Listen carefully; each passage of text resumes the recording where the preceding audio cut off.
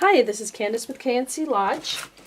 I was recommended to make some mail art envelopes for the mail art this month, and so I've got this started.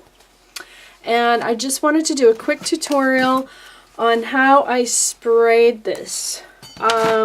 Someone made a comment that when they use spray inks, they end up with something that looks muddy.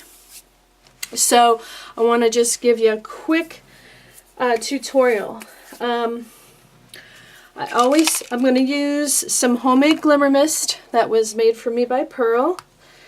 This Delusion sprays, a couple of the oranges in the Delusions, which I love these, and then I've got some orange in the Lindy's and then some green in the Lindy's. Now everybody knows that orange and blue make brown, yellow and purple make brown, and green and red make brown. So these two, if I was to mix these together, they would kind of go towards the brown. And so the trick is to try to keep your colors separate.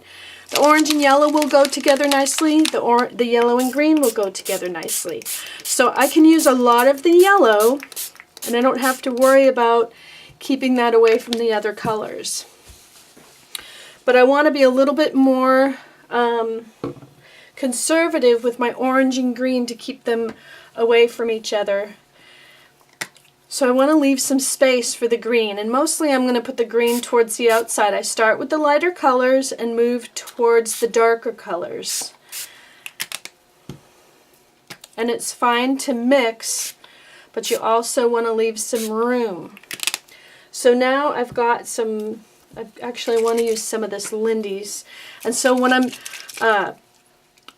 the orange on this right now, because I use the Delusions, are not glimmer misted. They're just regular ink. So I want to add some Lindy's, a little bit of glimmer, and so I just want to add it exactly where the orange already is.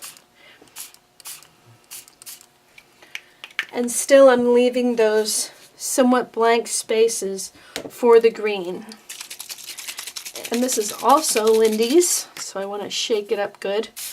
So I'm just going in, and I usually will, if I was to do this in different colors, see how this is sort of turning brown? If I was to do this in something different, I always start with the light, move towards the dark, and then most of the time keep the dark towards the outside edges. So now, because of the project that I'm working on, you can let this dry like it is, or you can pat it with the paper towel, but I'm just going to turn it over and press it into my thing, just to take some of that color off. Almost took off too much. But let me show you what I got with some of these others. And this is what it looked like when it was dry.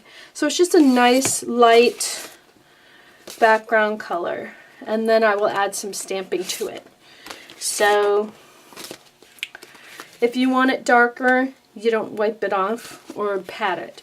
And you want to make sure not to rub it. So there you go. Quick tutorial. Thanks for watching. See you at your paper pantry.